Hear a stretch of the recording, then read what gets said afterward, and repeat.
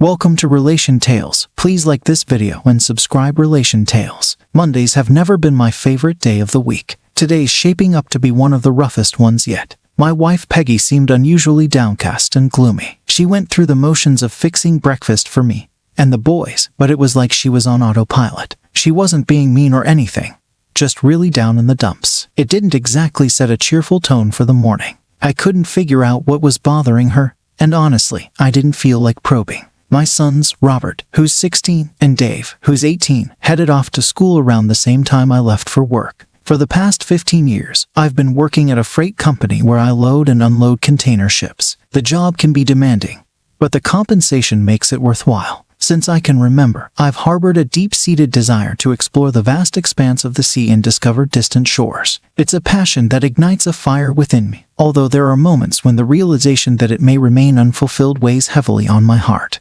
Nevertheless, family always takes precedence. I find solace and joy in my domestic life, blessed with 2 incredible sons and a wife whose love I cherish dearly. Yet, there's no denying the gloom that Monday brings, heralding the start of another work week. The most arduous aspect of my job, dealing with certain colleagues, particularly Colin Farrell and his companions, Bob Timbers, Ray Collins, and Freddie Springer. Our acquaintance dates back to high school, but their antics never appealed to me then, and they still don't now. Colin wasted no time trying to stir up trouble today, mentioning a party on Saturday night that I missed because I was helping my father move out of his house in Chester. My mom passed away 6 months ago, so my dad decided to downsize. I encouraged Peggy to go to the party without us, but when she got back, she just said it was okay. I shot Colin a glare and stayed silent. Sorry you couldn't join us, Grady, but thanks for sending your wife. She really livened up the party. He smirked. My fists clenched as I heard his group cackling like a bunch of hyenas, seemingly enjoying some private joke at my expense. As I began to walk away, Colin trailed behind, continuing his mocking.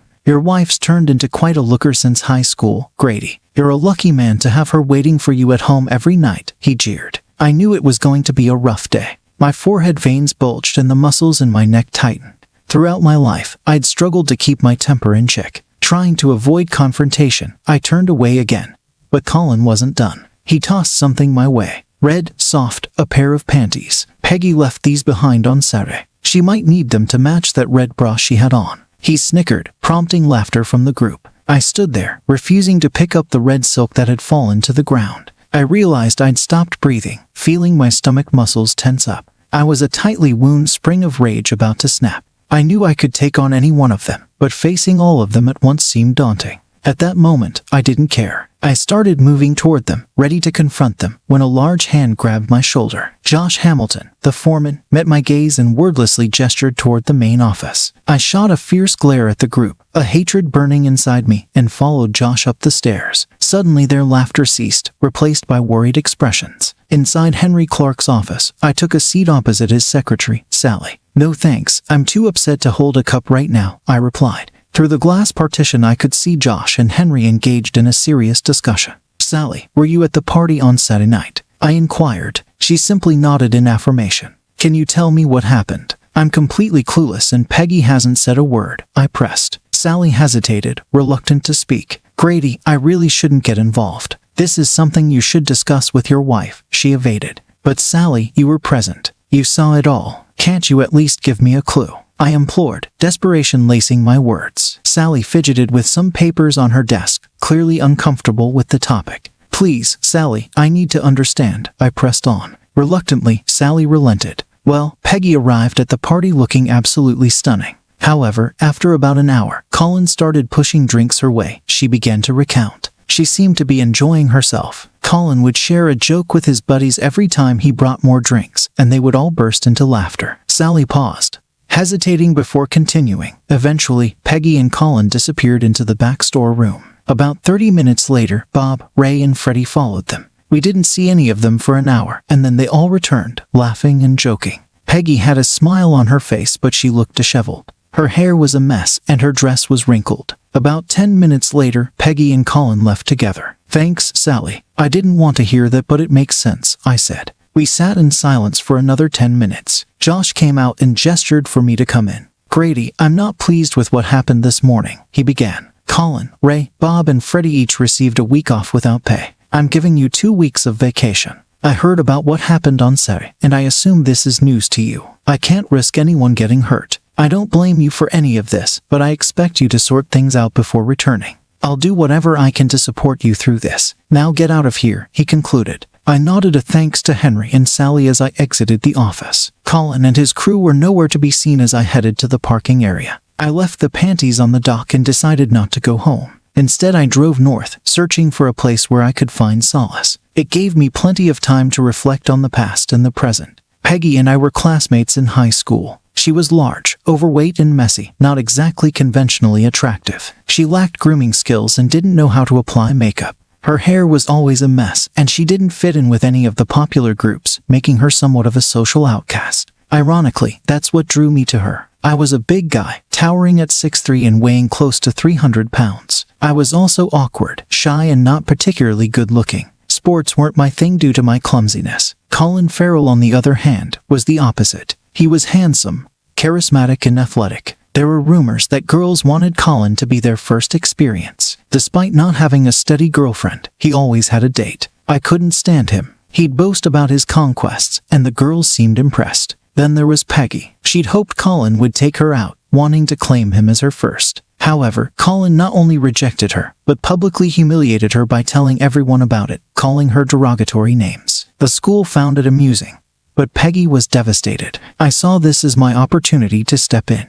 Since I wasn't familiar with the dating game, I decided to just be friendly with Peggy. Before long, we grew close, and by the time high school ended, we were a couple. After school, I landed a job in construction. Within a year, I shed my excess weight and became muscular and fit. It felt great not to be a laughingstock anymore. Peggy and I tied the knot within a year. Our sons, Robert and Dave, came soon after, and Peggy started hitting the gym. Her transformation was incredible. She learned how to style her hair, put on makeup just right, and dress to impress. She looked amazing, and I was proud to call her my wife. I loved her before her makeover, and now she was like a princess. When I got the job at the loading dock, our lives took a turn for the better until today. As I drove down the A1 highway, I knew exactly where I was headed. It was just a matter of time. I couldn't help but think about our two sons. They came from sturdy stock and showed it. We made sure they stayed active to avoid turning into couch potatoes like we once were. Dave was a bit taller and leaner, while Robert had big hands and muscular arms. Both were in good shape and capable of looking after themselves. We taught them the importance of self-control and not being bullies. Both of them shared the same dream of sailing the seas. I suppose it ran in the family. I made a promise to support them in whatever they wanted to pursue. Peggy was a fantastic mother and a wonderful wife. She managed the household well and avoided spending money on unnecessary things. Our intimate life was satisfying, or so I thought. We enjoyed ourselves during our intimate moments, and I was content with that aspect of our relationship. I found myself driving on the M6, still covering the miles. The shadows were growing longer, and I hoped to reach my destination before nightfall. It was a 7-hour journey to Port Patrick, but it was the only place I wanted to be at that moment. I kept an eye out for the A75 and finally spotted it as the sun dipped below the horizon. There were plenty of parking spots available this time of year near the Duke's Inn. I handed my keys to the bartender and requested a room for the week. I had no luggage, change of clothes, or razor, but I didn't mind. He retrieved the room key from the rack, handed it to me, and hung my car keys in the same place. I grabbed a pint and settled into the back corner. The amber light from the street lamp filtered through the bottle glass window beside me. It was time to numb myself and forget about the world. Frequently, I'd awaken in my room well into the morning, my recollection of how I got there fuzzy at best. Often, a local would assist me up the stairs and deposit me onto the bed, but I seldom bothered with the sheets. A splash of water on my face and the occasional shower did little to alleviate my discomfort, especially since I had to don the same clothes afterward. Observing my rapidly growing beard, a sight unfamiliar to me, added to my disquiet. Periodically, they'd swipe my credit card to settle my tab, as I wallowed in self-pity, increasingly weary of my own state. Lost in contemplation, I found myself gazing at the dartboard yet again, when 2 police officers entered the room. I observed them without really looking at them. They chatted with the bartender for a bit, and he gestured toward me. He also pointed to where my keys hung on the wall behind him. I figured they were looking for me. I was impressed by my own deduction. They didn't bother trying to engage me in conversation. Instead, they just kept refilling my coffee for the next couple of hours. Grady Baxter, can we have a word with you? Did I do something wrong? I asked. We just need to talk. Are you up for it? Shall we step outside? The sun was shining, but everything was damp. The cobblestones on the street and the floor of the pub were slippery, so I took my time walking across to the seawall. The whole street was on a slope, and I still felt a bit unsteady. The fresh air felt wonderful as I breathed it in. I didn't smoke, but the air inside was so heavy, it felt like I did. I leaned over the granite seawall and vomited. It was mostly liquid since I hadn't eaten much solid food in the last few days. My head started to clear, and so did my vision. My two companions waited patiently as I composed myself. I started to feel guilty for causing them so much trouble. The bench I sat on was wet, but I didn't mind. "So, what can I do for you, gentlemen?"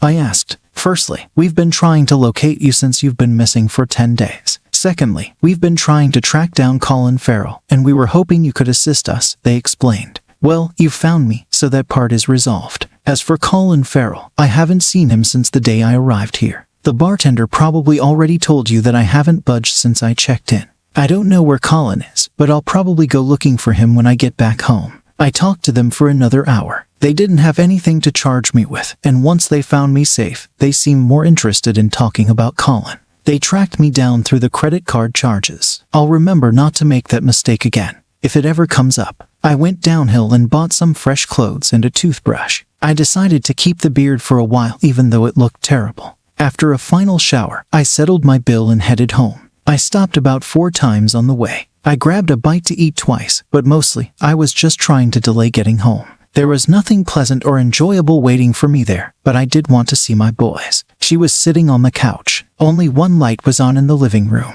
She watched me, her hands in her lap. Afraid to move, it seemed like she'd been crying, but it was hard to tell in the dim light. I wanted a beer, but the thought of it made me a little queasy, so I grabbed a soda instead. I settled into the recliner across from her, waiting for her to speak up. "The boys are spending the night at their friend's place. I suggested it so we could have some time alone to chat. Why didn't you tell me before I found out?" "I don't know. I guess I was scared." "Scared of what?" "I wasn't sure how you'd react or what you'd do. I did something foolish, and it didn't turn out well." "Didn't turn out well? What do you mean? You won't get mad, will you, Grady?" "I'm not sure. It's probably best if you tell the truth, but let's see." "Grady, remember what Colin did to me in high school?" "Yeah, I've wanted to get back at him for that since it happened. Saturday night at the party, I thought it was the right moment, so I set a trap for him." "That's not what I heard. Hear me out, Grady. Like I said, it didn't go as planned. I dressed up nicely, and Colin started flirting with me. I let him think he was getting somewhere, and he suggested we go to the storeroom. We kissed a bit because I had to play along to set him up. After a while, he was touching my chest over my bra, so I slipped off my panties and teased him with them to make sure he was aroused." "Why did you do that? What were you thinking?" "I wanted to get back at him. I wanted him to pay for embarrassing me. Anyway, I noticed he was excited, so I told him to take off his pants so we could have some fun. He did, and then I did something girls are never supposed to do." "All right, what on earth did you do?" I pointed at his stiff member and burst into laughter. I told him it was a sorry excuse for a manhood, and that I wouldn't let anyone with such a tiny thing like that touch me. As I mocked him about his size, it started to shrink until it was completely limp. It was a mean thing to do, but it felt right in that moment. "Keep going." I composed myself and headed for the door to leave. Bob, Ray, and Freddie were waiting outside. Apparently Colin had told them they could have a turn after him, and they were patiently waiting. I walked past them and went to the restroom laughing. When I returned to the party, they were all standing around with smug grins on their faces. Apparently, they had spread the rumor to everyone at the party that they had been with me in the storeroom. They claimed it was payback for me humiliating Colin. I was upset and left. "I heard you left with Colin." "That's not true. I left alone and drove straight home." "You left your underwear there for Colin?" "No, I just forgot them when I left." "Why didn't you tell me?" I questioned, frustration evident in my voice. "After they twisted everything, I got scared. I didn't know how to explain it to you," I confessed, feeling a pang of guilt. "So, you let me find out on my own in front of all my co-workers." I felt like a fool, like I was being cheated on, I lamented, the memory still fresh in my mind. They teased me about what happened, and I couldn't even respond because I didn't know the truth. I had to learn from a secretary, and her version doesn't match yours exactly. She wasn't there. I was. What I told you is what happened. Darn it, Grady, I'm your wife. You were supposed to defend me and stand by me, Peggy exclaimed, her voice tinged with hurt as she retreated into the kitchen, tears streaming down her cheeks. I remained seated, my soda untouched, observing her as she leaned on the formica table, her sobs echoing softly in the room. Despite the turmoil, my love for her remained unwavering. She was the only woman I ever truly cared for, and despite her tears and accusations, I knew Peggy had a plan to salvage our marriage. Sally had no reason to lie to me. I felt the urge to start questioning the whole idea of marriage. Sally had no reason to lie to me. I felt like I wanted to grill Peggy on every inconsistency in her story, but I chose not to. I couldn't change what had happened, and pushing Peggy to confess something she didn't want to wouldn't help. I did want to know the truth, but I wasn't going to get it from her. I decided to leave things as they were and let her relax. I took another shower and got into bed with my wife. She rested her head on my shoulder, whispered that she loved me, and we both drifted off to sleep. I still had a few days off before going back to work. The boys were happy to see me, but kept their distance a bit. I suggested a trip to London, which they quickly agreed to. Peggy seemed pleased that the men in her family were bonding. During the drive to London, I learned that the boys had both been suspended for fighting, something we strongly disapproved of in our family. They reluctantly explained that they were getting teased about their mother's antics at the party, and decided to put a stop to it. Some boys with big mouths ended up with bloody noses and black eyes. They kept the suspension from their mother but asked me about what happened at the party. I postponed the conversation. We went to the Maritime and Coast Guard Agency, and I requested 3 applications. The boys were thrilled. It took an hour to complete all the paperwork. I had all the necessary documents, like birth records and passports. After each of us had a brief interview, they handed us medical forms to be filled out by a doctor. We went to Wagamama for dinner, and then headed home. We agreed not to say anything to their mother or friends. The physical exams were done the next day, and now all we had to do was wait. I always loved Peggy. She was the only girl I ever loved, kissed, or had closeness with. It was hard for me to believe she could do something so low. I found her actions disgraceful and unforgivable. I was still open to giving her a chance if she could somehow prove her story, but the chances seemed slim. By the end of the week, she made things worse. Peggy had been very attentive, careful not to mention anything about the party or my trip to Port Patrick. She was trying hard to get our life back on track. The next morning at breakfast, she dropped a bombshell. "Grady, I've been thinking I want to have another baby." Now let's put this in context. Peggy had been on birth control pills for years after the boys were born. About 3 years ago, she stopped taking them due to side effects. I won't go into details, but she had health issues related to the pills. We weren't using any other form of birth control. Shortly after, I visited the doctor for a shoulder issue. During the appointment, I asked about getting a vasectomy, and in just 20 minutes, I was sterile. I didn't tell Peggy about it. I didn't see a reason to. For the past 3 years, Peggy and I have been having unprotected contact without birth control, and she never questioned why she wasn't getting pregnant. Now suddenly, she wants to have a baby as if by magic. Either she's incredibly naive, or she thinks I am. I was surprised by her suggestion, but I played along. As a man, I'm not an expert on pregnancy, but since it had been almost 3 weeks since the party, Peggy might have missed her period and was trying to cover it up. This made me rethink things, so I decided to change my plans. The boys were at school, and I talked to them before they left. They seemed to understand the situation with their mother better than I did. Having their support made me feel better, even though I wasn't sure what would happen next. I spent most of the day searching for Colin Farrell. He had to be somewhere. During lunch, I spoke to Sally at the docks, but she had no information about Colin. There was a rumor that he feared I'd seek revenge. It didn't add up because I was usually peaceful. I steered clear of where they worked to avoid bumping into my 3 tormentors. I visited a local lawyer to begin the divorce paperwork with Peggy. I didn't want to hurt her, but I couldn't continue living with her. With the boys soon to be on their own, I saw no reason to stay. One issue I couldn't shake was the urge to thank Colin and his friends for ruining my marriage. I knew Peggy was mostly at fault, but I couldn't take it out on her. Her lovers needed to face consequences for their actions. Freddie Springer, one of them, always made a stop at McMurray's for a drink before heading home. As dusk descended, he emerged from the bar's side door, making his way toward his car parked at the rear. Seizing the element of surprise, I grabbed his arm and twisted it behind his back, forcing him against the wall. The sickening sound of bones meeting brick filled the air as I maintained my hold, relentlessly assaulting his kidneys with my free fist. Despite his futile struggles, I kept him pinned, delivering blow after blow until the sickening pop of his shoulder dislocating echoed in the alley. With him sprawled on the cobblestones, I calmly walked away as a crowd ambled down the alley, their attention elsewhere. Unperturbed, I strolled to my car and drove off, unruffled by the absence of pursuit. 2 hours later, I found myself at the police station, where Peggy had put up our house as collateral for my bail, dutifully completing the necessary paperwork. Alice Springer burst in, yelling that she wanted me locked up forever. They managed to keep her away from me, but she kept ranting until Peggy spoke to her. I'm not sure what Peggy said, but Alice glared at us both before storming out. Robert and Dave had my car and drove me home while Peggy followed behind. The boys looked proud of me, but I made sure not to encourage them. Freddie suffered a dislocated shoulder, a broken nose, 2 black eyes, and various internal injuries yet to be fully assessed. Several ribs were broken, but thankfully none pierced his lungs. My wife and I didn't discuss the incident when we got home. I slept on the couch for the first time in 20 years, but it didn't bother me. The next morning, I was up early, trying to figure out my next move. The Osaka Maru was docking at Felixdale. Captain Jose Costa agreed to take me on if I sorted out my papers. I promised to get back to him later in the week. On my way home, I stopped to refuel. As I finished, I noticed someone rushing toward me. I turned just in time for Ray Collins to hit me on the left side with a 2x4. It grazed my left arm before cracking a couple of ribs. I struggled to breathe, feeling unable to take in air. With my eyes shut, I saw bright flashes of white and then felt my knees give out. The wooden club made a strange clunking noise as it bounced on the pavement.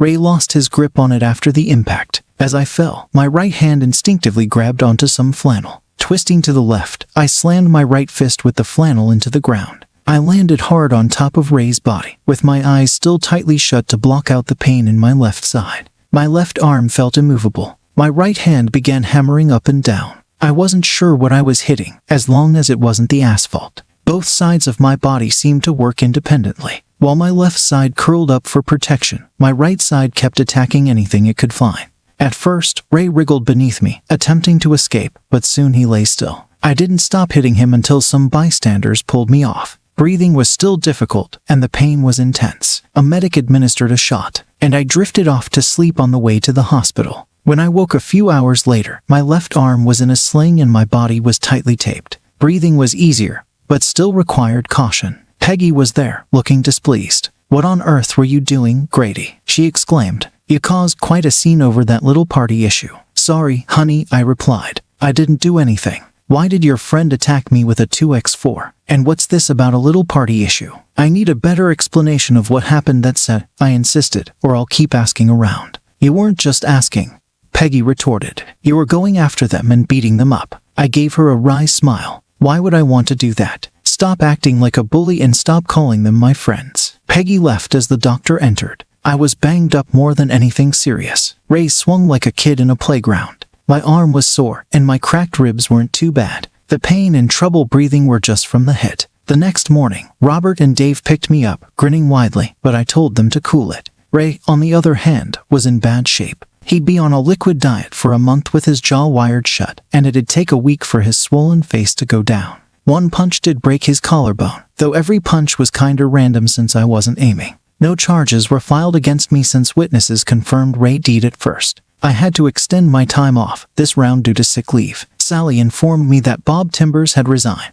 with his earnings redirected to his brothers in Aberdeen. Colin's whereabouts remained a mystery. Communication between Peggy and me had dwindled, resulting in me sleeping on the couch each night. Though I shed the arm slings soon after, my ribs still throbbed slightly, though movement and breathing were manageable. With the Osaka Maru scheduled to depart in 4 days, I met with my lawyer, finalizing divorce papers set to be served within the same time frame. Entrusting everything to Peggy, including our home, didn't faze me, as I knew the bail bond company would seize it once I skipped bail. Appending my vasectomy paperwork and a recent material count lab report to the divorce documents, I reached out to friends in Scotland and resumed gym sessions to recover from the 2x4 attack. Henry Clark, reluctant to see me go, pledged discretion and agreed to keep an eye on my boys if necessary. Meanwhile, Peggy's gym visits ceased, and the household descended into disarray. Mounting laundry and a general state of disorder overwhelmed the home, with hurriedly prepared meals and lackluster conversations becoming routine.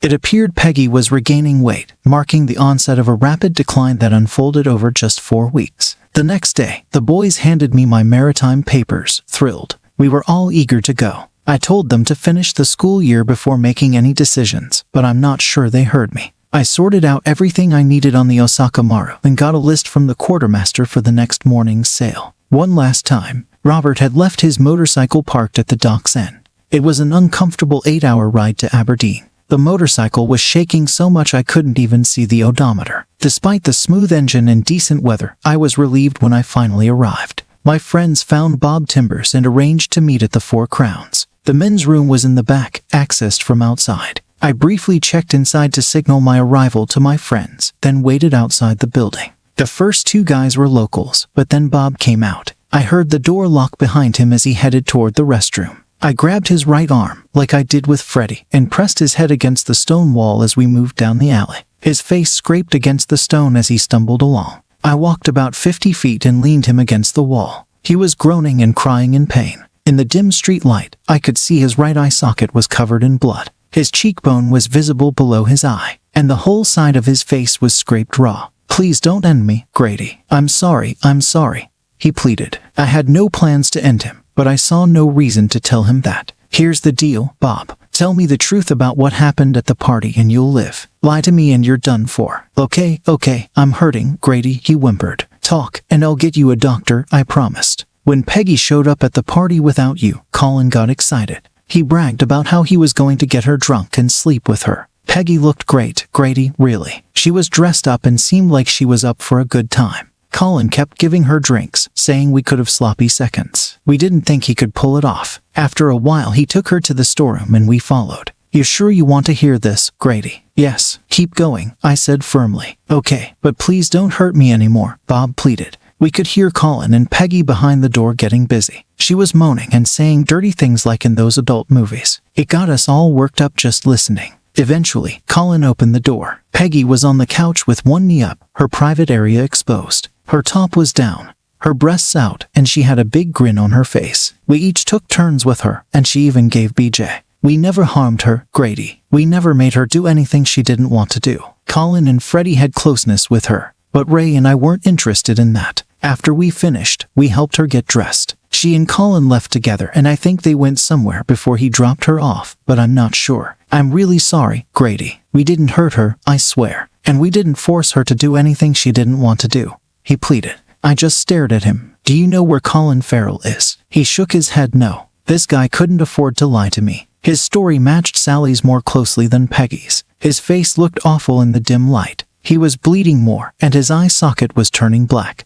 Pieces of skin were hanging from his cheek, and the exposed flesh beneath was bright red. I knocked on the pub's locked door, said goodbye to some old friends, and hopped on the bike. A few miles down the road, I saw an ambulance heading toward the pub. It was early morning when I parked the motorcycle where I'd found it and boarded the Osaka Maru. Robert would pick up the bike later. My first shift was that night, so I spent the rest of the day recovering from my trip. That motorcycle really did a number on me. I should have taken the car. Several hours later, I woke up, showered, and grabbed some dinner. My supervisor briefed me on my job duties and left me to it. It was an entry-level position, not too difficult. My co-workers weren't very friendly or helpful. They'd answer direct questions, but offered no guidance, and none seemed interested in making connections. I hoped to bond with the crew, but it seemed unlikely. Everyone appeared to be friendly with each other, but I felt left out. I decided to be patient, and waited out. Peggy should have received her divorce papers that morning, and I'm sure Bob Timbers has shared his side of the story with the authorities by now. "Mr. Baxter, the Royal Navy has requested authorization to land a helicopter on the Osaka Maru to transport you back to the mainland," he announced gravely. I received a detailed wire this morning outlining the justification for their request. Allow me to summarize some of the key points in the extradition appeal. Should there be any inaccuracies, you'll have the opportunity to provide clarification.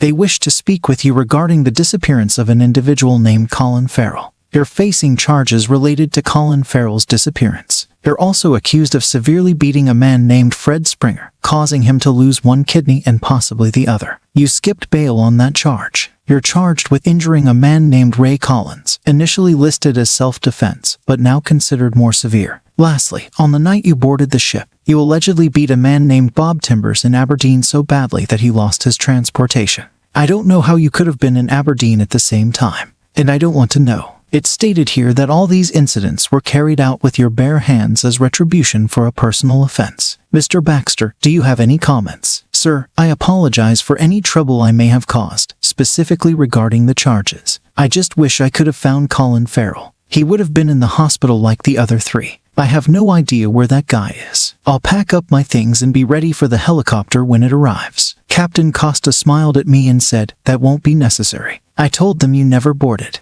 There's no Grady Baxter on the Osaka Maru. Now get back to work." I returned to the crew quarters, showered, and prepared for my shift. By dinner, the police report had spread throughout the entire crew. For the rest of the trip, I had more friends than I could handle. I didn't hear from anyone back home until about a month later. My lawyer sent me a wire informing me that the divorce was finalized, so I was officially a free man. Peggy received the same news. However, she lost the house to the bail bond company when I left the country. Colin Farrell ended up in the hospital with serious injuries, and the police were looking for Robert and Dave regarding the incident. My sons discovered Colin with Peggy in our bedroom before the house was reclaimed. Peggy was now living in Oslo with her sister, expecting a child and facing weight issues again. I still had pending charges, and my lawyer advised against returning. He had no information on the whereabouts of my sons. The news left me with mixed feelings. The next morning at breakfast, the captain approached our table and said, "I just wanted to let you know that Robert and Dave Baxter aren't aboard the Tanaka Mara headed for Cape Town." We both smiled. I always dreamed of a life at sea. Second story. How do I forgive myself for being the other woman? How do I forgive myself for being the other woman? Last year, I went to live with a friend that my father has known for 15 years. This was my first time meeting her, but she is a sweet lady who I consider to be a second mom. Upon moving there, I was very depressed and suicidal, dealing with anxiety, low self-esteem, and loneliness. She, my father, and her family had been trying to help me improve my mental state so I could feel less alone.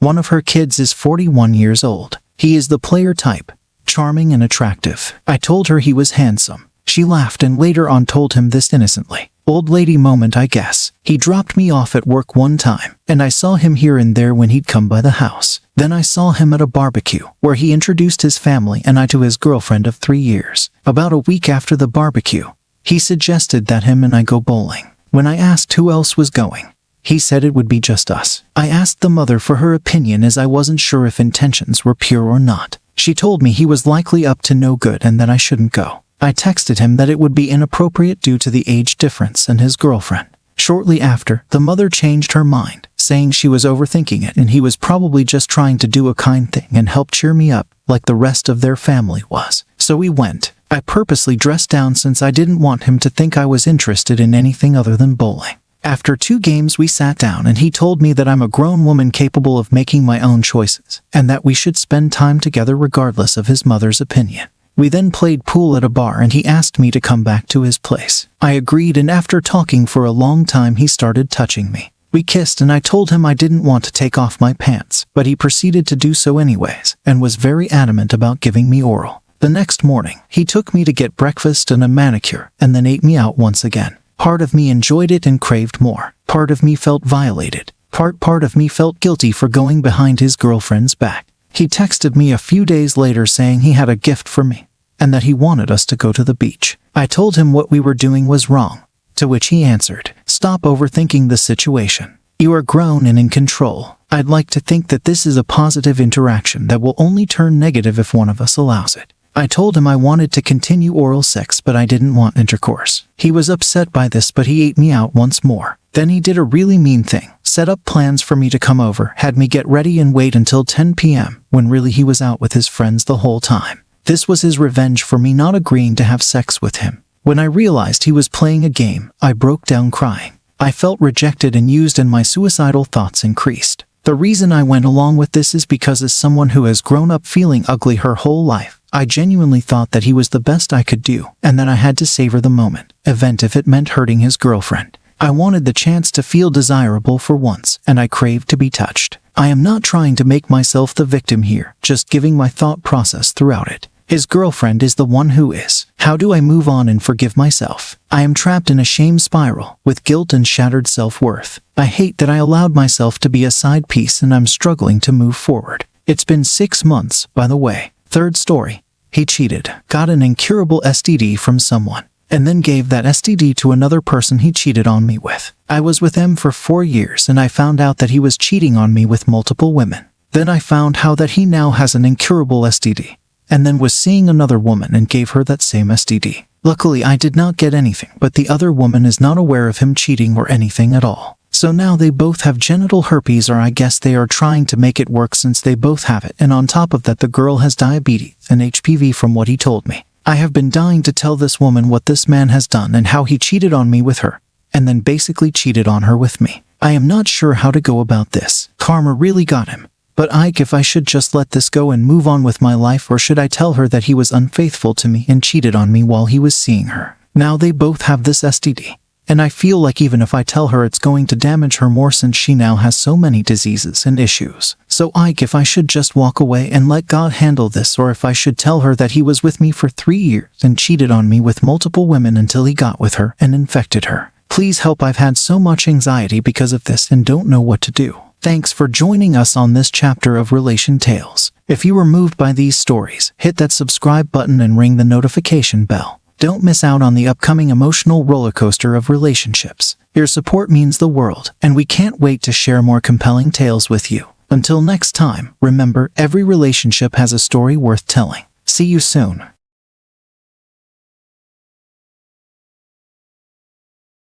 Welcome to Relation Tales. Please like this video and subscribe. Relation Tales. Cheaters are everywhere. There are many different types of cheaters, and each one has a unique story to tell, since we're living in a world where everyone is getting married and divorcing. Divorce is a very humiliating ordeal. You lose a lot of self-esteem, but it's good to have friends and family that support you through it all. Life is a precise gift and too valuable to waste on feeling sorry for yourself. Today's story is about, my wife has had 2 kids to her boss in the years I had been in a coma. The 2 kids are not mine, they are his. Well, my friends, go to the story and look what happened in there. I was leaving work on Friday night and Dave called out to me, "Don't be late, I am going to beat you tonight." I called back, "I will give 20 starts and I will still win at my game of snooker." Dave went off laughing and calling out from his car, "10 on it then. Make it 20, I will still win," I said. Yes, I was a betting man, but only on certainties. I got in my car and headed home. To Jill, my wife, she always went out with the girls on Fridays nights. I won't delve into describing my wife, her appearance is subjective, and to me, she's perfect.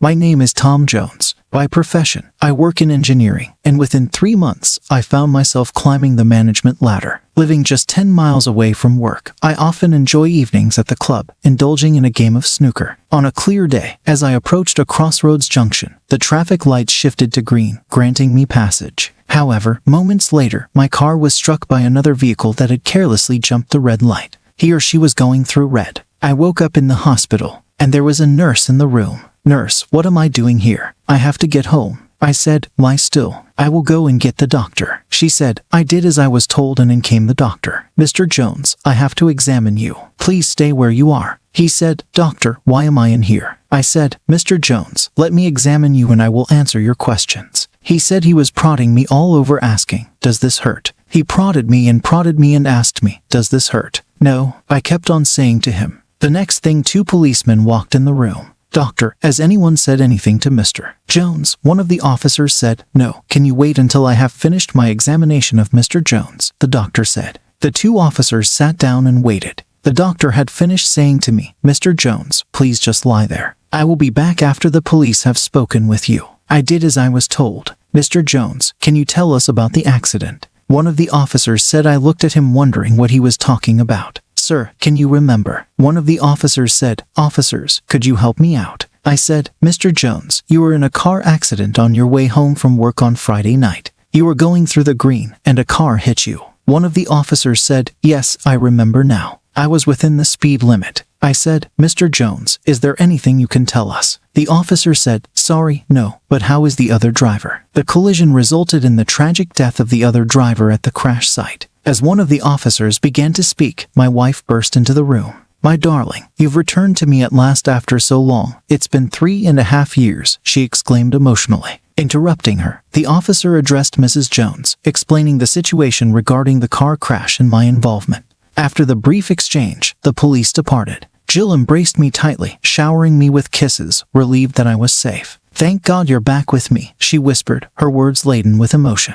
"When you said, 'You've come back to me at last, it's been so long, the last 3.5 years, it meant everything,' I replied, returning her affection. "What did you mean?" She stopped dead. "Tom, has nobody told you yet?" Jill told me what? The doctor walked in the room and Jill was sobbing. "Mrs. Jones, have you told him?" the doctor said. She had her hands on her face, shaking her head, saying, I thought you had told him. Doctor, what's going on? Mr. Jones, you have been in a coma for the last 3.5 years. I've been here all that time and lost 3.5 years of my life. Jill was sobbing even harder. Tom, you are alive. That's all that counts, Jill said. The doctor said, you are going to be here for at least 6 more weeks. We have to do tests on you and get you to walk. Jill threw her arms around me and kissed me, saying, get well soon. We talked and talked. I wanted to know if she was all right. It was time for Jill to go. I needed to rest. Looking round the room, I saw a photograph of Jill at the side of my bed. My nurse came and telling Jill to go home. The following day the tests started. Test after test.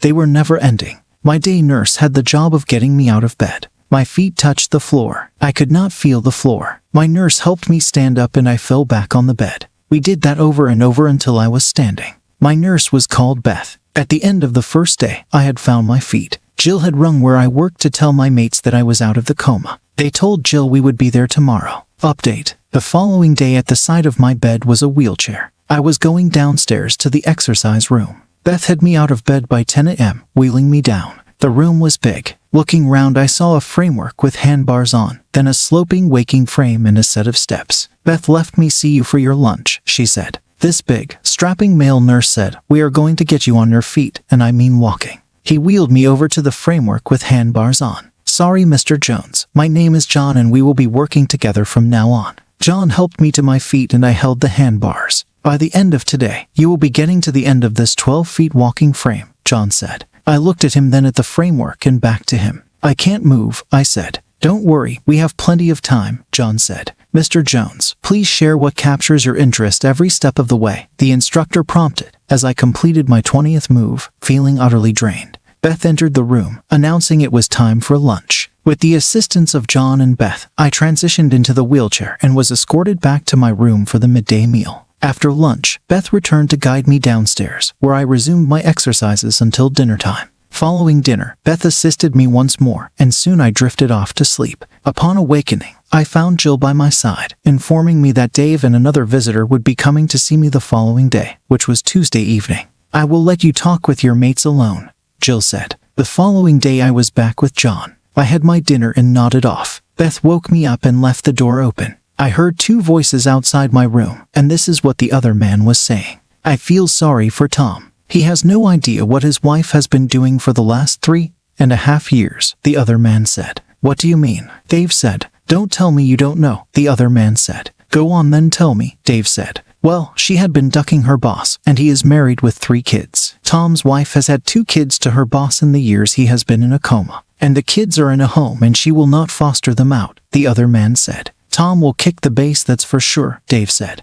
And that's not all, the other man said. Why, what else is there? Dave said. She is a pole dancer at the Big King Club, the other man said. Big King Club, that's a knocking shop. Tom will kick her for sure, Dave said. Well, what else do you know? Dave said. She ducked at her boss Tuesday, Thursdays and Saturdays. She's a tramp, the other man said. Don't say a word to Tom, just forget about it, Dave said. Beth came back and said to them, you can go in now. Dave and the other man came in and Dave said, this is Phil. We chatted away, and I kept on looking over at the photograph of Jill. Dave and Phil had no idea what was going on in my head. They left, and tears ran down my face. Back on the framework, Jill came and kissed me, saying to me, Fred, our neighbor is coming tomorrow night. I will let you 2 have a good man-to-man chat on Thursday night. That was when I put 2 and 2 together. Friday and sat back on the framework. This time my steps increased. I forced myself as hard as I could. Sad Jill was late. I knew the reason why. I looked at her. Hate was in me, but I had no proof. Thinking to myself, wait till I get out of here. I asked Beth for the phone book. She gave it to me. She left me with it.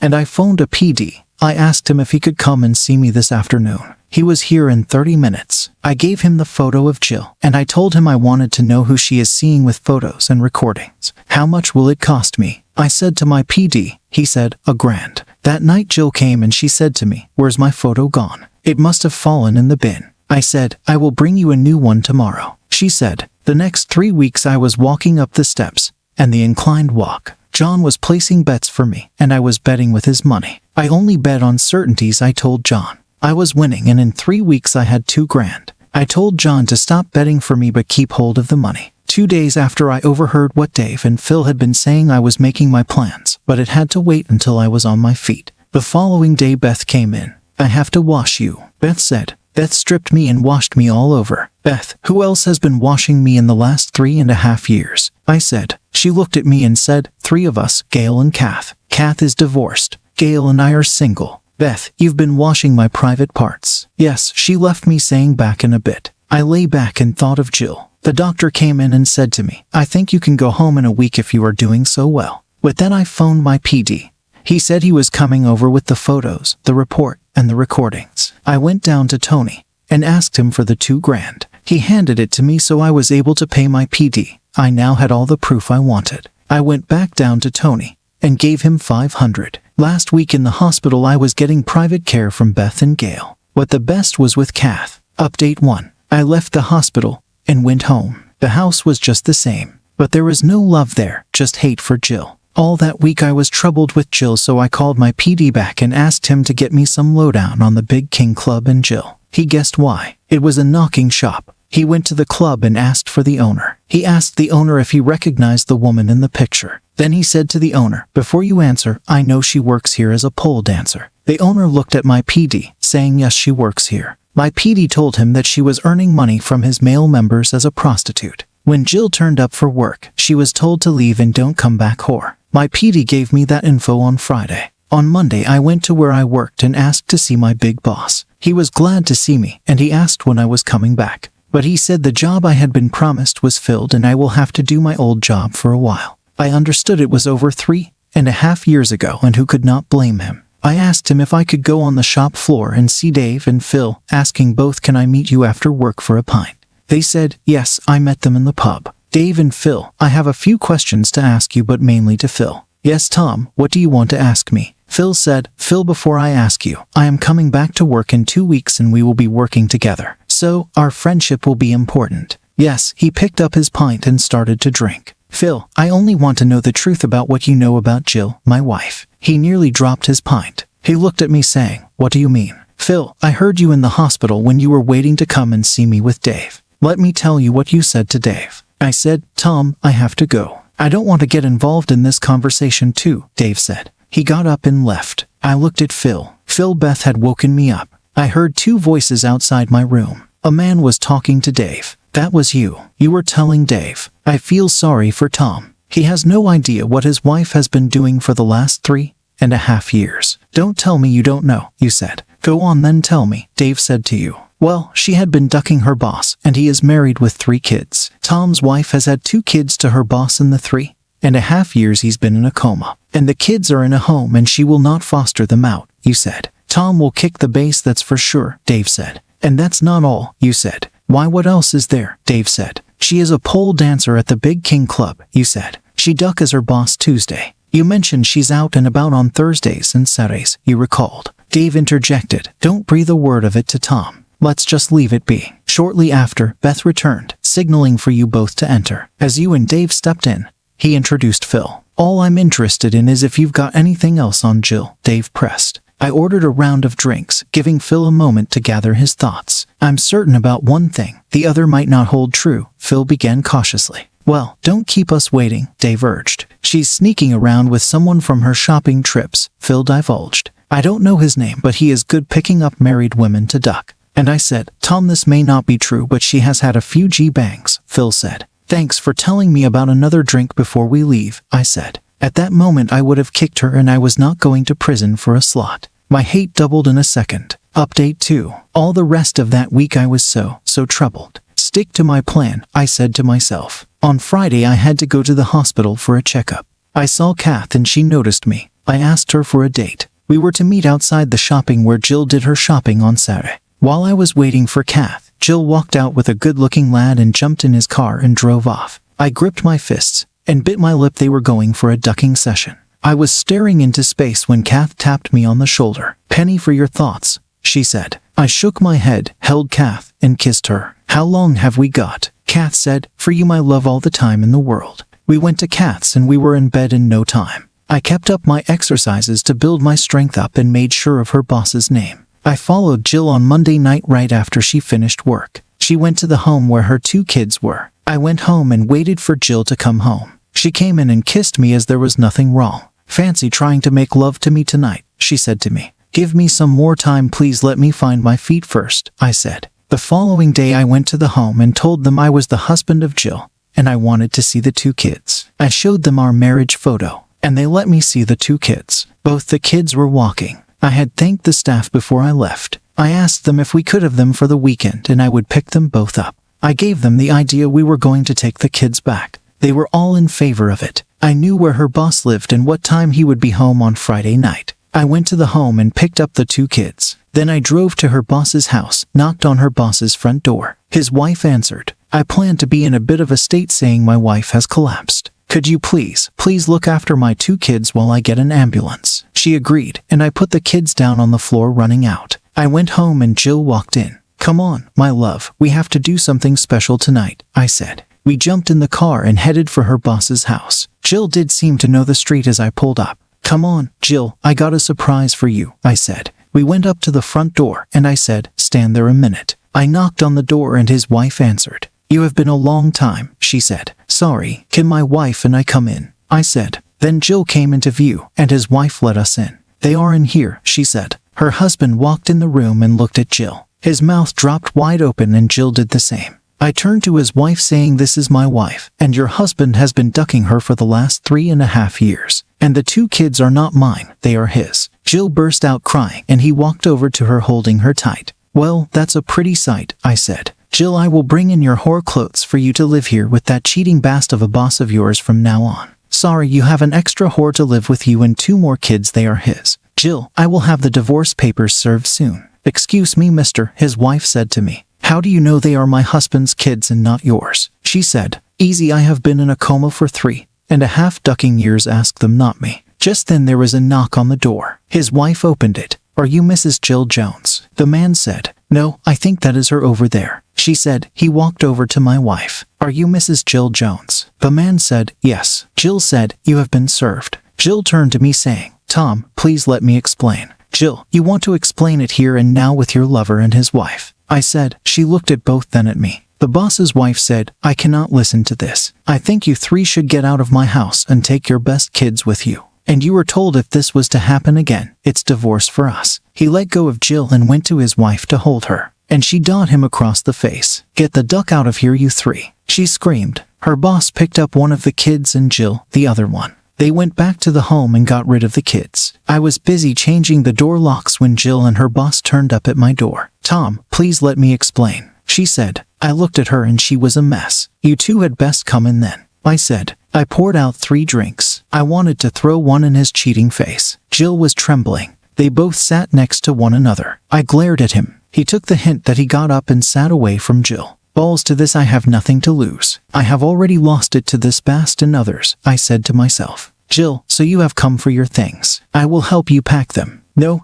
I have come to explain," Jill said. "Jill, you have had over 3.5 years to get ready to say what I think you are going to say, but I want to go first," I said. Jill explained this to me. "Why did you not tell me weeks ago what had been going on?" "No, don't answer that. Let me tell you what I know about what you have been doing. Jill, here a file on you and that bast over there with a smug on his face. What's inside it are photos of you and him in your hotel room, a report from my PD, and recordings of you after I came out of the coma weeks ago. You 2 have been ducking each other on Tuesday, Thursday, and so has nights. And you 2 have passed us in a home and you slob will not give them up. You are ducking a good-looking lad who works where you go shopping on Saturday. I saw you with him at the weekend and I was told about him. Why were you working in the Big King Club as a pole dancer? It's always been a knocking shop. And Usla has been picking up members for more as a prostitute. And the last one, how many G-banks have you had in the last 3.5 ducking years?" "Yes, I know about them." Her boss glared at Jill. He seemed not to know. Jill was crying for the world. I did not give a duck for her, and that smug on his face had gone.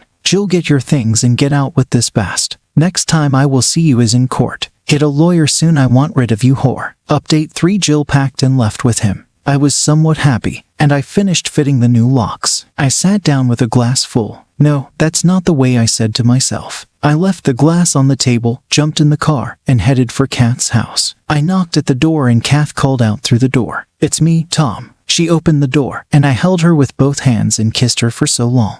From that Friday night we became true lovers. I asked Kath to change her job. I wanted her to be home with me at night. Monday, I went back to work. Dave and Phil inquired about the situation, and all I could manage to utter was divorce. Initially, the divorce proceedings progressed smoothly until Jill's boss contested paternity of the 2 children, throwing a wrench into the process. His wife initiated divorce proceedings and insisted on DNA tests to ascertain the children's parentage. The results confirmed that both children belonged to Jill's boss. I won't delve into the legal intricacies, but we ultimately found ourselves in court for our divorce. Jill took the stand, attempting to justify her actions by claiming she believed I wouldn't survive, and her boss took pity on and seduced her. I called out seduced for 3.5 years. I was told off, and I felt like a naughty 2-year-old kid. I sat there and listened to the lies she told one after another. Now it was my turn through my lawyer. My lawyer showed the court the photos of her with her boss in the hotel room. The next thing was the recording to be shown.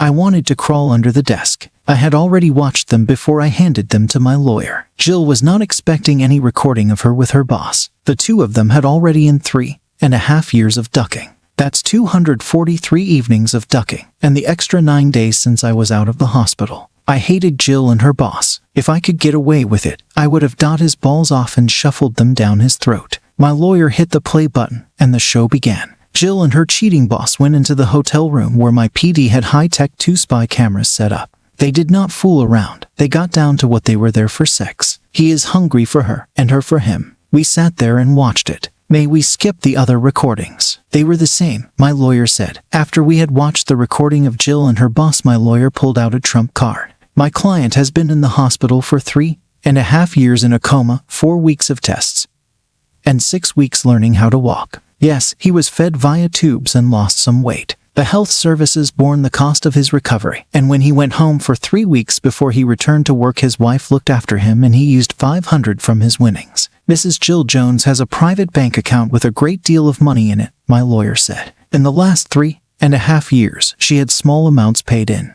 Then there were larger amounts, including other same amounts. The larger amounts are from the night when she worked as a pole dancer, the small amounts from 2 men, her boss and the man from the store. You will also see larger amounts paid if we believe they are payments from a few G banks. My client is entitled to half of these funds upon the granting of the divorce, I stated firmly. Glancing at Jill, I noticed her gaze fixed on the floor, her head shaking, tears streaming down her cheeks. In the end, I obtained my divorce and half of her unlawfully acquired assets. She had descended into promiscuity, her actions earning her derogatory labels. Her children were placed in foster care, their relationship with her severed indefinitely. As for her boss, his marriage crumbled, and his ex-wife secured a favorable settlement. The company where Jill and her boss were employed terminated their contracts, leaving them without jobs. Her boss abandoned her, and Jill found herself employed at a supermarket alongside her attractive coworker, a position that lasted merely 3 months. He threw her out. Jill moved away. I never heard or saw her again, thank God. 12 months later, her boss was in hospital with broken legs. Some other husband did it to him. I wish I had the courage to do it to the best. He would have gotten a bit more from me for what he had in 3.5 years. As for me, I married Kath a month after the divorce was through, and we have never looked back.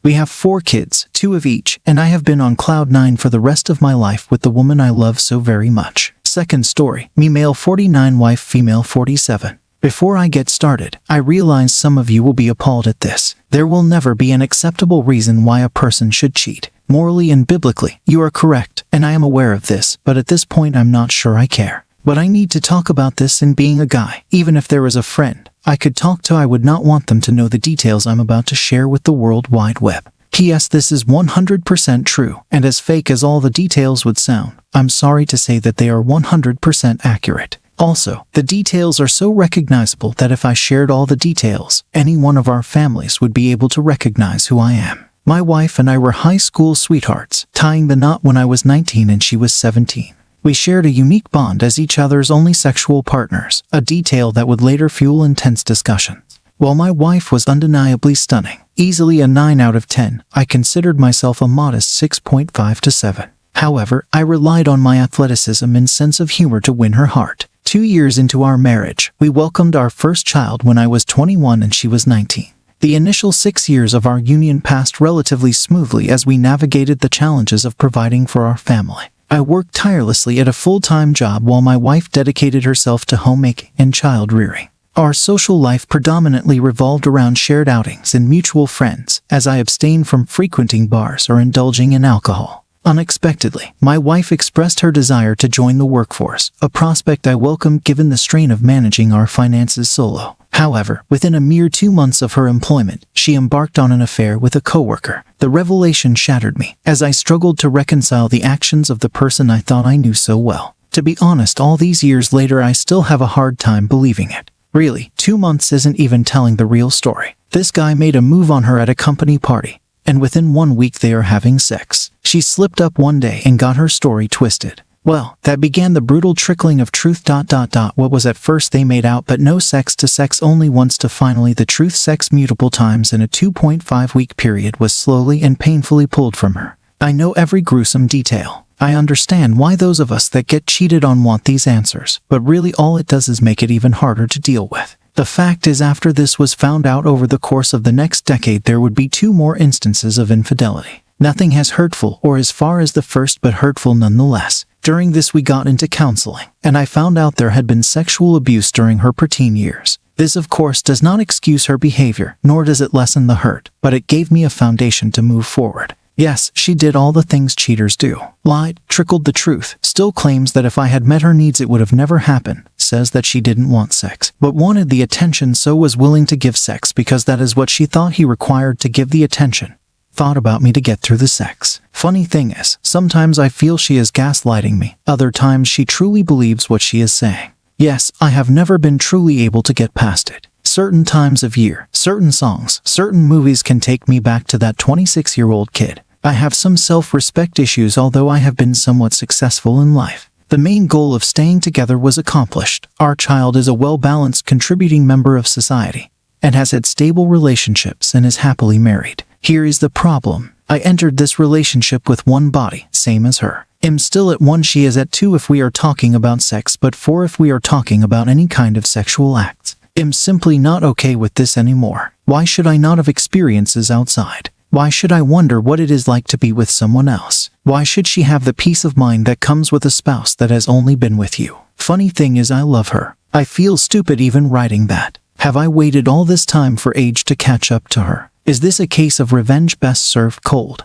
I don't think so. The thought of hurting her really bothers me. I know how painful this is and would be for her. So I am giving serious thought to hiring a world-class escort or even a porn star. Believe me, the irony is not lost on me. I have a 9 that has a body count of 2 but are willing to risk that for sex with an escort or porn star. Thing is, I'm not in a social situation where I will be meeting available people. I'm really not wanting to have an affair in the truest sense of the word. I don't want a divorce. I don't want to live with anyone else. I'm sure there will be questions, statements, and judgments. Bring them on. You don't have to be an ass. This has been hard enough. Thanks for joining us on this chapter of Relation Tales. If you were moved by these stories, hit that subscribe button and ring the notification bell. Don't miss out on the upcoming emotional roller coaster of relationships. Your support means the world, and we can't wait to share more compelling tales with you. Until next time, remember, every relationship has a story worth telling. See you soon.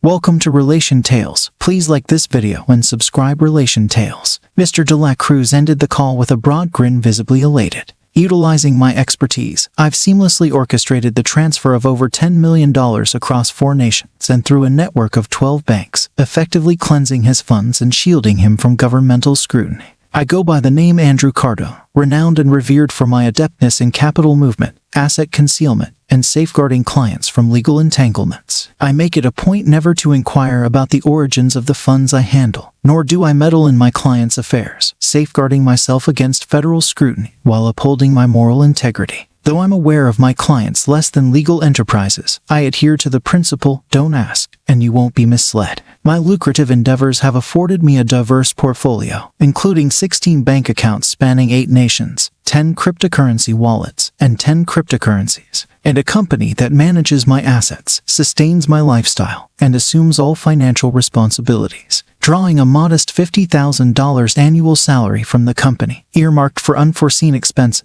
ensures my financial stability while maintaining a low profile to evade civil litigations, lawsuits, or marital disputes. While many clients express their gratitude by offering lavish getaways or protection, I've refrained from accepting such tokens of appreciation thus far. However, my current circumstances have led me to seek assistance with surveillance, protection, and certain enforcement matters. My associates in the business world were eager to lend a hand, expressing gratitude for the services I've provided them. Meanwhile, my wife, Reese, views me solely as a financial advisor, a role I professionally fulfill with certification. She's unaware of the extent of my earnings, assets, or offshore accounts. Reese is content with the knowledge that the company covers our $5 million property mortgages, vehicle expenses, and daily expenditures. She has never delved deeper, leading a life of leisure, enjoying annual upgrades to luxury cars and an unlimited budget for shopping and entertainment. For the past 5 years of our marriage, I believed Reese to be genuinely happy, relishing our time together. Our intimate life was fulfilling, with passionate encounters several nights a week. In the bedroom, she was adventurous and knew how to ignite my desires, reciprocating the pleasure I provided. Our relationship seemed like a blissful union of fun, fantasy, and love akin to paradise. However, unbeknownst to me, a tempest loomed on the horizon, threatening to shatter this paradise. And now, at 30, she exudes the allure of a dream trophy wife with her voluptuous curves, captivating blue eyes, and radiant blonde locks. Despite the constant attention from men, she remains steadfast, proudly displaying her marital status with her engagement and 3-carat diamond rings. Prior to our marriage, I learned of her college romance with a man named Jackson Winters, whom she deeply loved but who chose a different path, enlisting in the Marines. Their relationship faded as Jackson pursued his military career. Now, 8 years later, Jackson's return to our city has resurrected Reese's lingering affection for him. Upon Jackson's return from his 2 tours, he naturally reconnected with old acquaintances, including my wife, Reese. Long under his spell, Reese provided him with her cell phone number after he obtained it from a mutual friend. Soon, Jackson initiated frequent texts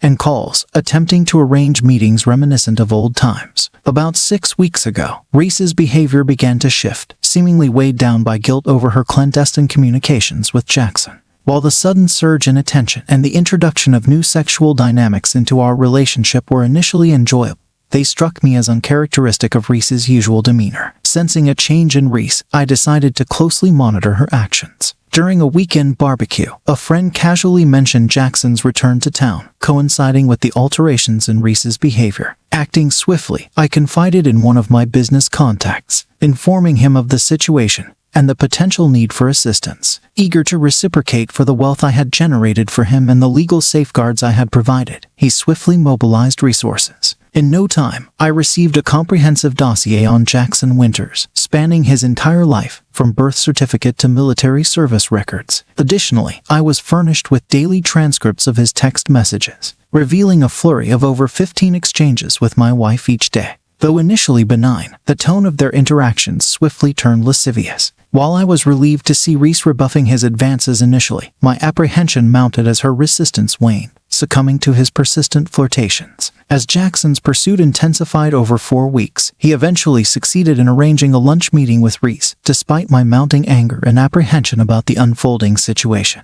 The audacity of the man. He had the gall to request that Reese wear something provocative for their rendezvous, citing how much he missed her. To my dismay, not only did she comply, but she even entertained the idea of foregoing her underwear, reminiscing about past encounters. My anger boiled over, reaching a level of intensity I hadn't experienced in years. Seeking counsel from my business associates, we devised a plan to confront this individual. It was agreed that I would meet them in person during their lunch date, with backup nearby for protection if necessary. With the help of my friend's surveillance team, we had precise details of their meeting time and location. Stepping into the restaurant, I found them tucked away in a secluded corner. Reese, dressed provocatively in a low-cut dress without a bra, only fueled my anger further. They sat closely together, their backs to the rest of the restaurant, looking comfortable in each other's presence. As I approached, I noticed one of my bodyguards shadowing me. Taking a seat across from them, I greeted Reese casually, though anger simmered beneath the surface. "Hey, Reese," I began, my gaze fixed on her. "Aren't you going to introduce me to your friend?" Jackson seemed puzzled, while Reese wore a conflicted expression of shock and guilt, their hands intertwined on the table. It was evident that Reese had realized the gravity of the situation, attempting to retract her hand from Jackson's grasp, only to find it held firmly. His smug grin revealed his belief that she was now firmly on his side. This brazen individual showed no signs of backing down. "Honey, meet Jackson Winters." Reese nervously introduced, her anxiety palpable. Jackson, however, remained silent, finding amusement in the situation, his smirk conveying a sense of superiority, as if to say, "I've got your wife, and there's nothing you can do about it." Without delay, I addressed Reese, striving to maintain composure amidst the tension. "I hate to interrupt your dinner, but I need to speak with my wife privately for a moment. Would you mind stepping away?" Reluctantly, Jackson released her hand and exited the booth, allowing Reese to follow. Standing between Jackson and me, Reese appeared apprehensive, clutching her purse to her chest as I led her towards the back of the restaurant. She walked silently, her guilt and nervousness evident. Once inside the empty men's room, I confronted her. "You're not wearing a bra and your attire is provocative to say the least. This is disrespectful to me. What's going on?" She stood there, tears welling up, unable to respond. In a moment of frustration, I lifted her dress, confirming my worst fears. Shock turned to anger as I forced her to face her reflection, exposed without panties. "No panties. Is this how you behave when I'm not around?" I demanded, my voice rising with each word. "This is unacceptable, Reese. Explain yourself," she protested, hastily covering herself. "No, it's not what it seems. I have an explanation, I promise," she pleaded, her words tinged with desperation. In a tone that was unfamiliar, deep and authoritative, I addressed Reese with deliberate emphasis on each word. "Clearly, we need to have a discussion. If you have any intention of salvaging our marriage, you'll heed my instructions. Otherwise, don't bother returning home because our relationship will be over. Right now, you'll grab your purse, walk out of here without a backward glance at your companion. You'll head straight to your car, drive home, set up the coffee pot, and await my return. I'll be no more than 10 minutes behind you until we've had a chance to talk. Refrain from contacting your boyfriend or anyone else. I'll be speaking with him to explain your abrupt departure." Observing her avoidance of eye contact, it was apparent she harbored guilt over being caught in such a compromising situation. "One more thing," I added sternly. "When you get home, don't change out of that dress. I expect you to remain in the same attire as now. Failure to comply means you won't be welcomed back tonight. I'll contact you later to discuss our next steps." As I watched Reese leave, a sense of disbelief washed over me. When Jackson approached, relieved to find him safe and no longer in the military, a flood of memories resurfaced. He was my first love, and it had taken me years to move on after he departed. Though our romantic feelings had long faded, thoughts of him lingered. Yet despite these emotions, I knew my love for Andrew remained unwavering. He had been the love of my life since we met. I never want to cause Andrew pain or jeopardize our relationship, which is why this situation is so distressing. Damn it, Jackson knew exactly how to push my buttons with his flirting and suggestive remarks that always managed to reel me in like a knave school drill. I despise how powerless I felt against his charm. Despite my attempts to resist, his persistent advances and explicit messages gradually wore down my defenses until I reluctantly agreed to meet him for lunch. Engaging in conversation with him filled me with guilt and remorse. I knew I should have informed Andrew about Jackson's return and our interactions, but I kept it hidden, a decision I now deeply regret. Jackson has a way of making me question where I belong, convincing me that I'm meant to be with him. When he suggested I wear something alluring, I foolishly consented, fully aware of the impropriety. The temptation to indulge in a fleeting moment of nostalgia overwhelmed my better judgment. Why did I even suggest going without panties? Am I truly that shallow and thoughtless? Yes, Jackson had always discouraged me from wearing them during our past encounters, and his invitation to lunch stirred up old memories, clouding my judgment. Despite feeling consumed by guilt, a text from Jackson reignited my resolve to meet him, rationalizing it as harmless nostalgia. As we crossed paths in the restaurant, a rush of desire swept over me. There was an undeniable chemistry between us, and Jackson appeared more enticing than ever. His years in the Marines had sculpted him into a specimen of raw masculinity, igniting a primal attraction within me. My cheeks flushed as he kissed me and led me to a secluded booth, reminiscent of our past encounters. We laughed and reminisced, momentarily lost in the illusion of a bygone era. For a fleeting moment, I felt a surge of happiness and excitement in his presence. When he held my hand on the table, I felt a fleeting sense of security and warmth. But our reverie was abruptly shattered when Andrew materialized before us, his expression a chilling mixture of amusement and malice. Without warning,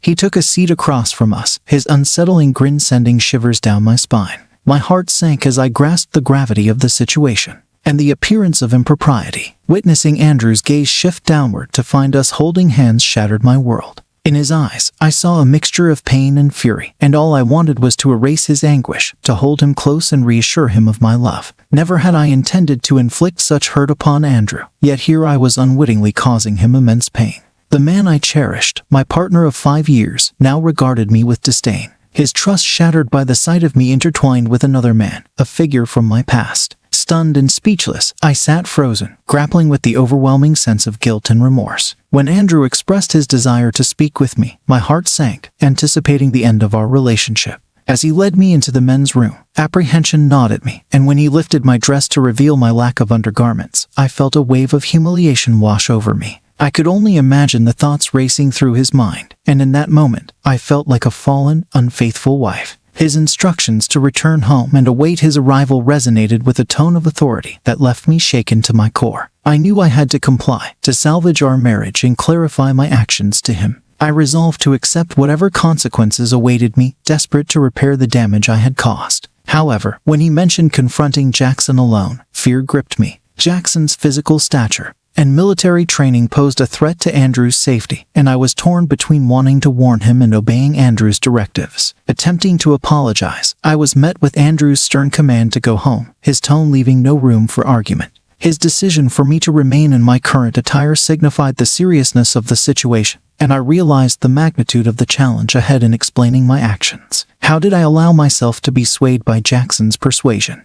I never intended for him to become a part of my life again. I simply sought to reminisce and enjoy some harmless fun. Yet, from Andrew's perspective, it must have appeared as though I was on the verge of betraying him. Damn it all. How can I possibly mend this mess? Each step I took through the restaurant felt like an eternity under the scrutiny of judgmental eyes. I couldn't bring myself to glance at Jackson, knowing he'd be questioning my sudden departure. It took several minutes of tearful contemplation before I could even muster the strength to drive home, the journey feeling interminable. The agony etched on Andrew's face replayed in my mind, intensifying my anguish. How could I have inflicted such pain upon him? It's unbelievable how easily I let Jackson manipulate me, and now I'm left grappling with the consequences of my own foolishness. Arriving home, I mechanically set up the coffee pot, my mind consumed by thoughts of Andrew's conversation with Jackson.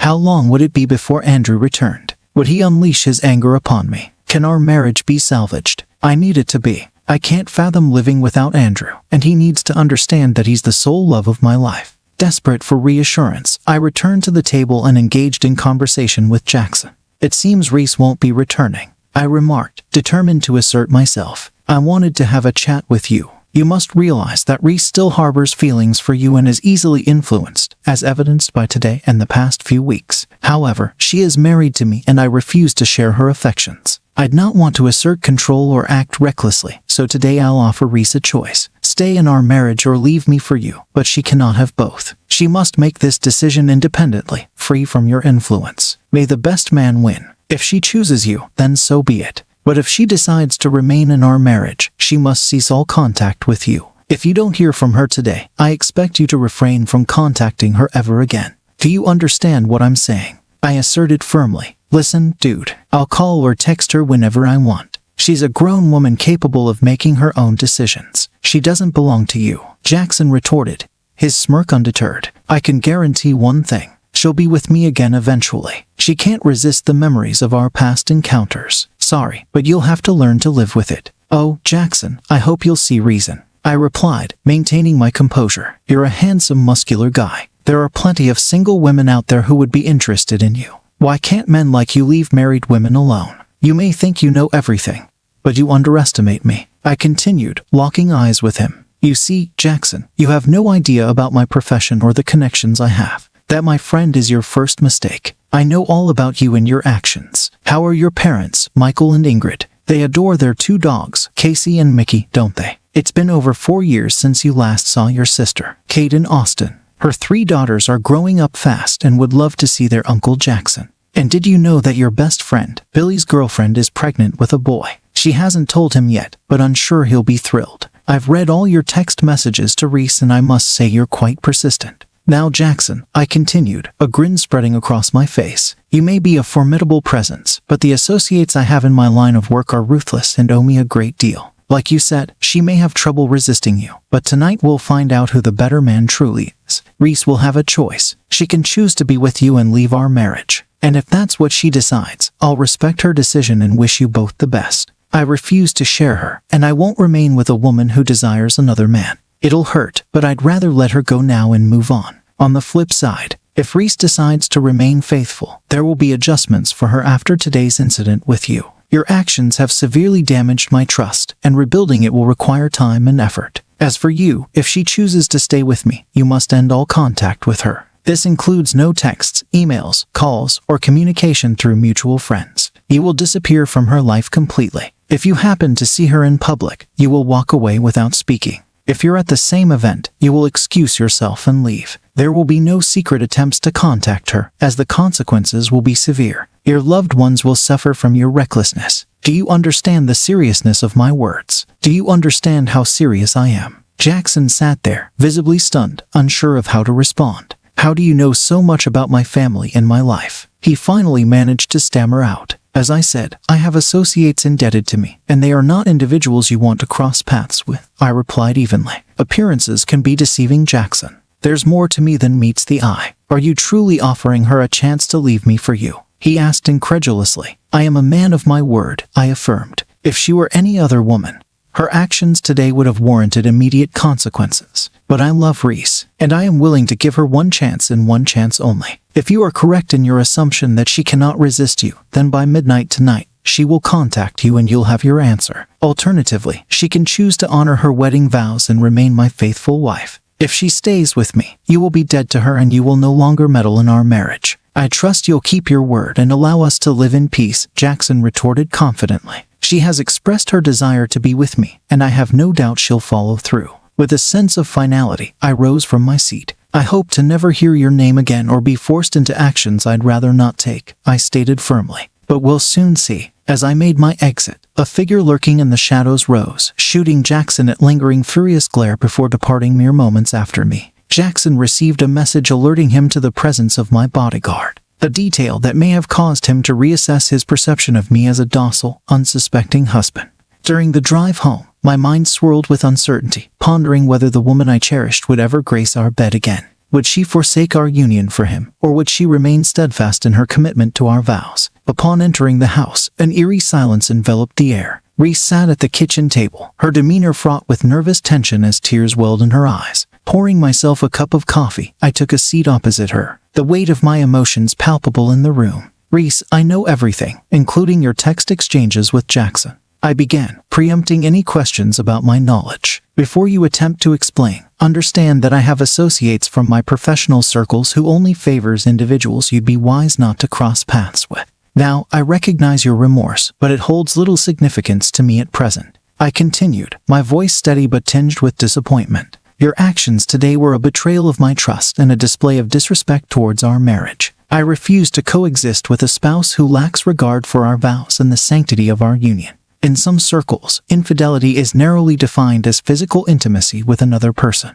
But in my world, the mere suggestion of emotional or physical involvement with another man constitutes a breach of trust. I asserted, each word weighed with gravity. Your flirtatious exchanges with Jackson, the provocative attire sans undergarments, and the public display of affection, all of these, individually and collectively, constitute a form of betrayal. While physical infidelity may not have occurred, the breach of trust is just as profound. I stated firmly, my gaze unwavering. Know this, I will never tolerate infidelity, and I refuse to share you with anyone. Our marriage hinges on mutual respect and fidelity, and I will not compromise on these principles. I comprehend the bond you shared with Jackson, and I acknowledge that remnants of those feelings may still linger within you. Nevertheless, you are committed to me in marriage, and I am resolute in my stance. I will not allow you to be shared with him or anyone else. Despite the gravity of your actions, I have not cast you aside, because my love for you is unwavering, and I have determined to fight for us. However, before we proceed, I need to pose a question, and I implore you to answer truthfully, as I may already be aware of the truth. While you were seated with him, sans undergarments, did he make any physical advances toward you? Has anyone, besides me, ever crossed that boundary within our marriage? No, I swear it never happened. No one has ever dared to do such a thing. Only you, she replied earnestly, tears streaming down her face. But you were willing to entertain the possibility today, weren't you? I pressed gently. Her head bowed further as she sobbed. I don't know. I didn't intend for any of this to happen. I'm so sorry. Andrew, I've been foolish. Please forgive me for my folly. If he had laid a hand on you, our conversation would be at its end. I remarked sternly. However, it seems aside from some harmless gestures and text exchanges, nothing transpired to warrant the end of our marriage, though your actions have deeply disappointed me. Now tell me, why did you choose to wear that provocative dress? Be honest with me. Did you have intentions of seducing him and succumbing to his advances? I inquired, my tone unwavering yet tinged with sadness. Oh, Andrew, no, I would never do such a thing. She protested vehemently. It's difficult to articulate, but I simply wanted to feel desirable and reminisce about past emotions. I realize now how foolish and selfish I've been.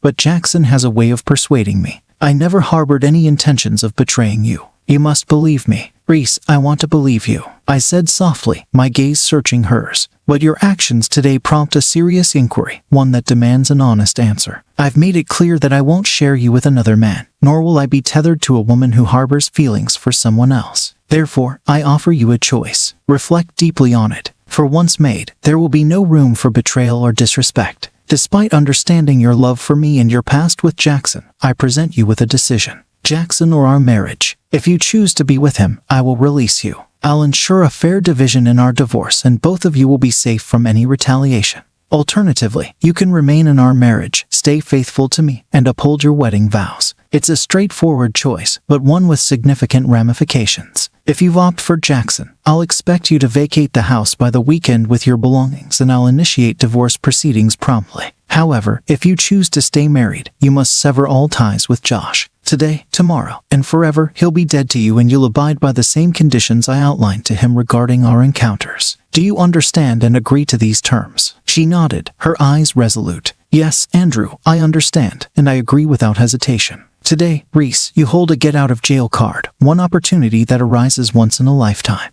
You must now decide between your former lover and your devoted husband. I'm going to take a shower, and when I return, I expect your decision. Choose wisely, I reiterated before leaving the kitchen. As I showered and dressed, I contemplated the weight of her decision. When I returned to the kitchen, she rushed to me, embracing me tightly and showering me with kisses. Andrew, I'll never leave you, and I'll never repeat today's mistake. I promise to make amends and be the ideal wife. I want to build a life with you, and I long for our future together. You're the only man I desire, she professed earnestly amidst tears. Her words resonated deep within me, stirring a blend of emotions. While forgiveness wasn't immediate, her commitment to making amends offered hope for reconciliation. Reese, your actions today hurt me deeply, and rebuilding trust won't be simple. But if you're willing to work on it and show your sincerity, maybe we can mend our marriage, I replied, pulling her close. Let's take it one step at a time, and together we'll weather this storm. I love you, she whispered tearfully, embracing me tightly. We shared a passionate kiss, reuniting our souls, and I carried her to our bed, reclaiming my wife with a mix of longing and frustration.